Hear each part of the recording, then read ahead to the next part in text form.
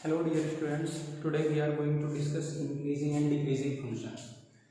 Increasing function मतलब function का बढ़ते रहना और डिक्रीजिंग फंक्शन मतलब फंक्शन का घटते रहना।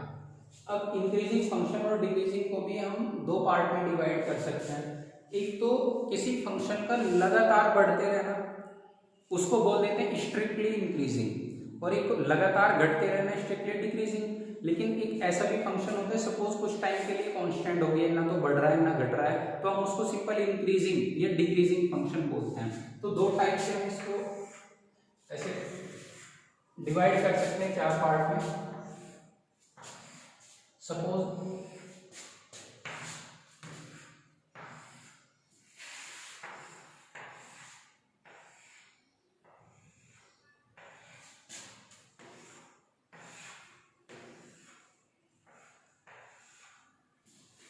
अब देखिए, जैसे ये फंक्शन है, ये इसको बोलते हैं स्ट्रिक्टली इंक्रीजिंग, जो लगातार बढ़ते जा रहा है, ये स्ट्रिक्टली इंक्रीजिंग,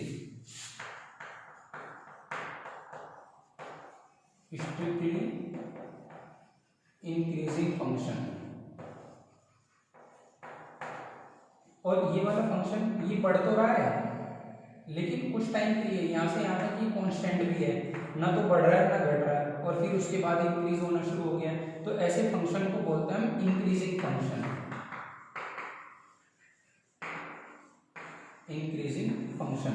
बिल्कुल सेम ये ऐसे दिख रहा है, घटता हुआ हमें फंक्शन दिख रहा है, लेकिन कंटिन्यूअसली डिक्रीज हो रहा है, तो इसको बोलते हैं स्ट्रिक्टली डिक्रीजिंग फंक्शन। और ये वाला फंक्शन ये डिक्रीज हो रहा है, लेकिन इसके बाद यहां से यहां तक कांस्टेंट, ना तो बढ़ रहा है ना घट रहा है, कांस्टेंट जा रहा है सीधा, उसके बाद डिक्रीज हो रहा है। तो ऐसे फंक्शन को हम बोलते हैं डिक्रीजिंग फंक्शन।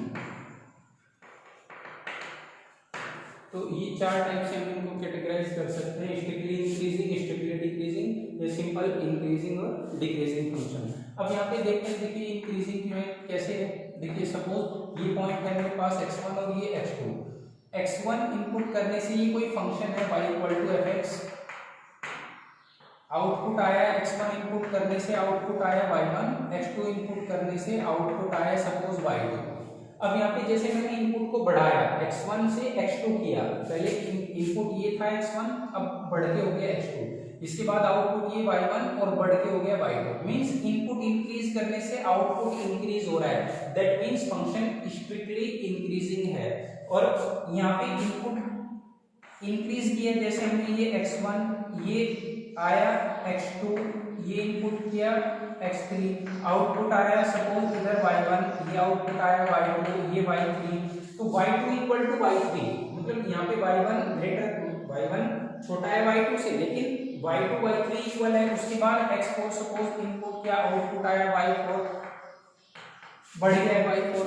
तो इंक्रीज तो हो रहा है, लेकिन यहाँ पे कुछ टाइम के लिए x1 x2 और x3 के बीच में कहीं पे भी इंक्रीज नहीं हो रहा है, y2 इक्वल टू y3 ऐसा हो रहा है इसका मींस। तो इस वाले फंक्शन को हम सिंपल इंक्रीजिंग फंक्शन बोलते हैं। सेम यहाँ पे डिक्रीजिंग, जैसे ये x1 ये x2 है, x1 से आउटपुट आया सपोज y1 और x2 से आउटपुट मिला मुझे y2। जैसे x1 से x2 मैंने इनपुट को इंक्रीज किया, x1 से x2 किया, लेकिन आउटपुट में क्या इफेक्ट पड़ा, आउटपुट डिक्रीज हुआ, y1 से y2 हुआ, y1 बड़ा नंबर है y2 छोटा नंबर, डिक्रीज हुआ। ऐसे फंक्शन को हम डिक्रीजिंग फंक्शन बोलते हैं। मींस इनपुट इंक्रीज करने से आउटपुट इंक्रीज अगर हो रहा है तो इंक्रीजिंग फंक्शन, और इनपुट इंक्रीज करने से आउटपुट डिक्रीज हो रहा है तो डिक्रीजिंग फंक्शन। ऐसे यहाँ पे कुछ टाइम के लिए कांस्टेंट है, तो इसको हम सिंपल डिक्रीजिंग फंक्शन बोलते हैं। और थोड़ा सा आगे बढ़ते हैं इसमें,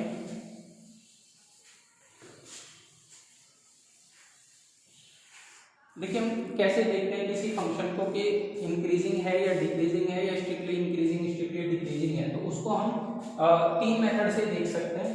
सबसे पहले तो थ्योरेटिकल मेथड,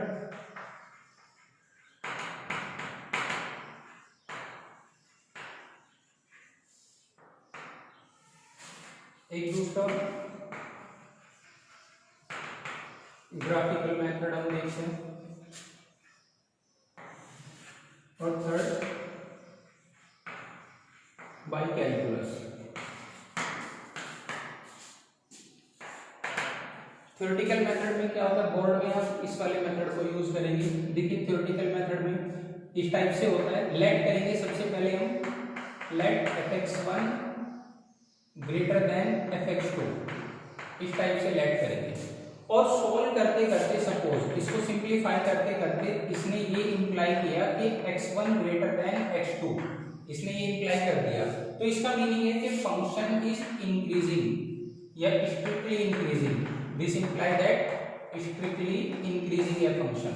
और सेम अगर सपोज इसी ने इंप्लाई किया ये कि x1 greater equal to x2, equal आ रहा है, इक्वल अगर कहीं पे आ रहा है मींस कुछ टाइम के लिए कांस्टेंट है, तो इसका मीनिंग हम लिखेंगे सिंपल इंक्रीजिंग, तब स्ट्रिक्टली वर्ड उसमें यूज नहीं करेंगे। ये तो हुआ इंक्रीजिंग, स्ट्रिक्टली इंक्रीजिंग की बात। बिल्कुल सेम इसमें डिक्रीजिंग की बात करते हैं। डिक्रीजिंग के लिए अगर suppose fx1 greater than fx2 ये हमने यूज किया और सिंप्लीफाई करते करते इसने सपोज इंप्लाई किया x1 less than x2, means inequality change हो गई, ग्रेटर से लेस देन हो गई, इनइक्वालिटी अगर चेंज हो रही है that means function is strictly decreasing. और अगर सपोज इसी से ये बात इंप्लाई हो रही है कि x1 less equal to x2, तो इसका मीनिंग है हम लिखेंगे सिंपल डिक्रीजिंग, स्ट्रिक्टली वर्ड उसमें यूज नहीं करेंगे, इसका मीनिंग कुछ टाइम के लिए कांस्टेंट है। तो थ्योरेटिकली ये हम मेथड यूज करेंगे बोर्ड के लिए, सिंपल स्टेप्स के fx1 greater than fx2 use करेंगे, fx1 ग्रेटर देन fx2, हमें नहीं पता फंक्शन इंक्रीजिंग है या डिक्रीजिंग, चेक करने के लिए हम क्या करेंगे, दोनों केस में fx1 ग्रेटर देन fx2 ये यूज करेंगे। अब इसको सॉल्व करते करते अगर ये आ जाता है तो स्ट्रिक्टली इंक्रीजिंग, ये आता है तो सिंपल इंक्रीजिंग, इनइक्वालिटी चेंज हो जाती है तो स्ट्रिक्टली डिक्रीजिंग, इक्वल भी आ जाता है चेंज होके तो सिंपल हम डिक्रीजिंग लिखेंगे। अब ये तो मेथड हुआ थ्योरेटिकली। अब ग्राफिकली जैसे अभी हमने बताया था, ग्राफिकली तो देखते ही हम बता सकते हैं कि फंक्शन इंक्रीज कर रहा है या डिक्रीज, इस टाइप से बन रहा है तो स्ट्रिक्टली इंक्रीजिंग, इस टाइप से बन रहा है तो इंक्रीजिंग, ऐसे बन रहा है तो स्ट्रिक्टली डिक्रीजिंग, और इस टाइप से बन रहा है तो डिक्रीजिंग। इसके बाद बाई कैलकुलस हम देखते हैं। बाई कैलकुलस मतलब हम सिंपल फंक्शन को डिफरेंशिएट करेंगे। अब अगर function fx y equal to fx मेरे पास कोई फंक्शन है, अब अगर f dash x greater than 0 आता है दैट मींस ग्रेटर देन 0 या ग्रेटर इक्वल टू 0, तो इसका मीनिंग है फंक्शन स्ट्रिक्टली इंक्रीज कर रहा है। ये स्ट्रिक्टली भी यूज नहीं करेंगे, अभी सिंपल इतना ही देख लीजिए कि f dash x greater than 0 अगर है तो फंक्शन इंक्रीज कर रहा है, और डेरिवेटिव अगर लेस देन 0 है तो फंक्शन डिक्रीज करेगा। ये दो बातें याद रखनी है। डिफरेंशिएशन, किसी फंक्शन का डिफरेंशिएशन ग्रेटर देन 0 तो इंक्रीजिंग और लेस देन 0 है डेरिवेटिव तो डिक्रीजिंग। अब इसको सिंपल एग्जांपल से देखते हैं।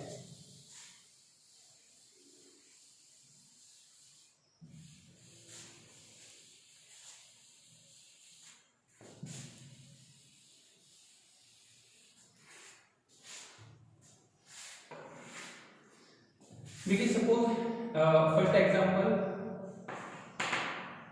मेरे पास है fx equal to x cube, ये एग्जांपल लेते हैं fx equal to x cube. अब थ्योरेटिकली हम देखते हैं, लेट करेंगे solution fx1 greater than fx2, हमने ये एज्यूम किया, तो fx1 क्या होगा इस फंक्शन के according, x1 cube greater than x2 cube. अब x1 cube greater than x2 cube, या मैं इसको लिख सकता हूँ x1 cube minus x2 cube greater than 0, या इसमें हम x1 minus x2 into x1 square plus x2 square plus x1 x2 greater than 0। अब ये कभी भी नेगेटिव नहीं हो सकते, ये हमेशा पॉजिटिव है। अब ऐसे सोच सकते हैं, देखिए दो नंबर का प्रोडक्ट दिस इंटू दिस, यहाँ पे प्रोडक्ट ग्रेटर देन 0 आ रहा है, दो नंबर का प्रोडक्ट पॉजिटिव कब होगा, जब दोनों पॉजिटिव या दोनों नेगेटिव, और ये हमेशा पॉजिटिव होता है, तो ये भी हमेशा पॉजिटिव होना पड़ेगा। इसको भी दिस इंप्लाई दैट कि x1 minus x2 greater than 0 and this imply that x1 greater than x2। तब देखिए क्वेश्चन ये था fx1 ये fx इक्वल टू x3, और हमने ये एज्यूम किया fx1 ग्रेटर देन fx2, और सॉल्व करते करते x1 ग्रेटर देन x2 आया, that means function is strictly increasing, ये फंक्शन हुआ। अब इसी को थोड़ा सा ग्राफिकल मेथड से देखते हैं, तो y equal to x cube, y हम लिख लेते हैं fx की बजाय y इक्वल टू x2। अब सिंपल आपको पता है y इक्वल टू x³ का ग्राफ कैसे होता है, इस टाइप से होता है x³ का ग्राफ। और आपको ये दिखाई दे रहा है ये कंटिन्यू इंक्रीज कर रहा है, जैसे जैसे हम इनपुट बढ़ा रहे हैं, पहले इनपुट सपोज ये है तो आउटपुट ये, फिर ये आउटपुट, ये आउटपुट पहले नेगेटिव में, फिर उसके बाद 0 हुआ, फिर आउटपुट बढ़ता जा रहा है इस टाइप से। तो कंटिन्यू आउटपुट बढ़ता जा रहा है, that means function is strictly increasing. इसके बाद y कैलकुलस देखते हैं। Suppose y equal to x³, हम यहाँ पे डिफरेंशिएट करते हैं dy by dx is equal to क्या होगा 3x²। अब यहाँ पे x की एवरी वैल्यू के लिए, x की एवरी वैल्यू के लिए ये ग्रेटर देन 0 आउटपुट देगा, मींस dy बाई dx क्या हुआ greater equal to 0। x equal to अगर मैं 0 पुटअप करता हूँ तो 0 भी देगा, लेकिन पॉजिटिव है, नेगेटिव नंबर में पुटअप करूंगा स्क्वायर हमेशा पॉजिटिव आएगा। तो यहाँ पे dy by dx always greater equal to 0 दिखाई दे रहा है, that means function is strictly increasing. अब यहाँ पे जैसे इक्वल आया या इक्वल नहीं आ रहा है, तो उन दोनों केस में हम ये कैसे पता करेंगे कि इंक्रीजिंग स्ट्रिक्टली इंक्रीजिंग कर रहा है या सिंपल इंक्रीजिंग है। तो यहाँ पे इस पे ध्यान नहीं देना है, मतलब ग्रेटर देन 0 है या ग्रेटर इक्वल टू 0 है, उसका हम पता नहीं कर पाएंगे। उसका पता कैसे कर पाएंगे, केवल ग्राफिकल मेथड से। देखो अगर यहाँ पे ये वाला फंक्शन है, यहाँ पे ये कहीं पे भी इक्वल टू 0 नहीं दिखाई देगा, इसका डेरिवेटिव देखिए। एक्चुअल अगर मैं ग्राफ बनाऊं तो इस टाइप से होता है इसका ग्राफ। तो 0 पे यहाँ पे इसका डेरिवेटिव मुझे क्या देता है, स्लोप ऑफ टेंजेंट। किसी पॉइंट पे अगर मैं सेटिस्फाई करता हूँ तो यहाँ पे ये स्लोप ऑफ टेंजेंट देगा। अब कर्व यहाँ पे ये वाली शेप ले रहा है, तो मींस ये वाली लाइन जो x एक्सिस है वो यहाँ पे इस वाली कर्व की टेंजेंट है। अब टेंजेंट अगर ये है, टेंजेंट है तो ये ऑब्वियस 0 देगा, tangent parallel to x axis बल्कि x एक्सिस ही है, तो slope of tangent 0 means dy by dx equal to 0 होगा। dy बाई dx 0 क्यों है, रीजन क्लियर हो रहा है ना।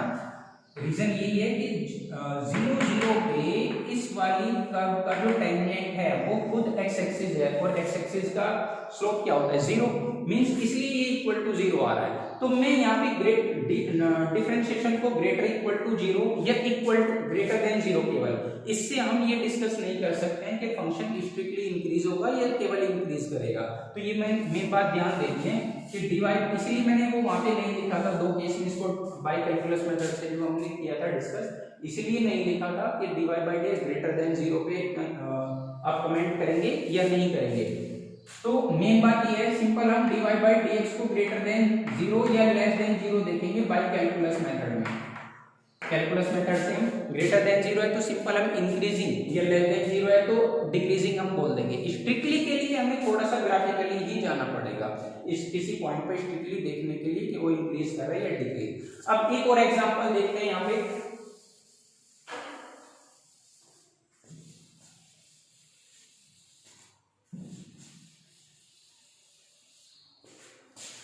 सपोज इस बार एग्जांपल ले लेते हैं y equal to cos x, और यहाँ पे कंडीशन लगा देते हैं कि x lies between 0 to π/2। First quadrant में देखते हैं केवल कि फंक्शन इंक्रीज कर रहा है या डिक्रीज कर रहा है। अब देखिए सिंपल हम सबसे पहले थ्योरेटिकल मेथड से जाते हैं कि fx1 या fx1 लिख लेते हैं इसको, fx equal to cos x। Theoretical method में लेट कर लेते हैं कि fx1 greater than fx2। fx1 क्या होगा, simple cos x1 greater than cos x2। अब यहाँ पे ये देखिए जब cos x1 greater than cos x2 है तो ये क्या इंप्लाई करेगा, ये इंप्लाई करेगा x1, देखो cos से cos या ऐसे को हट जाएगा तो x1 लेस देन x2, यहाँ पे इनइक्वालिटी चेंज हो जाएगी। अब ये होगी क्यों, इसका रीजन वो देखिए जरा। इसका रीजन ये है कि जैसे जैसे मैं इनपुट बढ़ा रहा हूँ यहाँ पे cos के लिए, वैसे वैसे इसका आउटपुट घटता जाता है। जैसे सपोज आपको पता है cos 0 की वैल्यू 1, इसके बाद cos अगर देखते हो आप 30 डिग्री, cos 30 डिग्री की वैल्यू क्या होती है √3/2 मींस 1.732/2। इसको डिवाइड करेंगे कितना आएगा 866 अराउंड इतना आ जाएगा। इसके बाद cos 45 डिग्री देखते हैं, वो क्या होगा 1/√2 या आप √2/2 ऐसा भी लिख सकते हैं, √2 1.41 4/2 इसको डिवाइड करेंगे तो 0.7 समथिंग आएगा। इसके बाद आप देखते हैं cos 60 डिग्री, ये 1/2 आएगा, 1/2 मींस 0.5। इसके बाद cos 90 देखते हैं, cos 90 कितना होगा 0। मींस आप क्या देख रहे हैं कि जैसे जैसे आपने इनपुट बढ़ाया, इनपुट बढ़ा रहे हो 0 30 45 इनपुट बढ़ाते जा रहे हो, लेकिन आउटपुट में क्या हो रहा है, आउटपुट लगातार घटता जा रहा है। 1 से कम हुआ 0.86, उससे के बाद और कम हुआ, और कम हुआ, कम होता जा रहा है, 0 तक जा रहा है। मींस आउटपुट लगातार डिक्रीज हो रहा है। तो इसका meaning cos x1 greater than cos x2 अगर है और फर्स्ट क्वाड्रेंट की अगर हम बात कर रहे हैं 0 से 90 तक की अगर हमने बात की है तो आउटपुट इंक्रीज हो रहा है। Means x1 less than x2 होगा यहाँ पे, इसका मीनिंग। तो फंक्शन यहाँ पे क्या हुआ, इसका मीनिंग स्ट्रिक्टली डिक्रीजिंग। अब इसके बाद हम ग्राफिकल मेथड से देखते हैं। ग्राफिकल मेथड सपोज ये fx ग्राफ ड्रॉ करने के लिए y लिख लेते हैं, y equal to cos x। अब आप सबको पता है cos का ग्राफ कैसे होता है, इस टाइप से 1 से स्टार्ट होके इस टाइप से चलता रहता है, ये 0, ये π/2,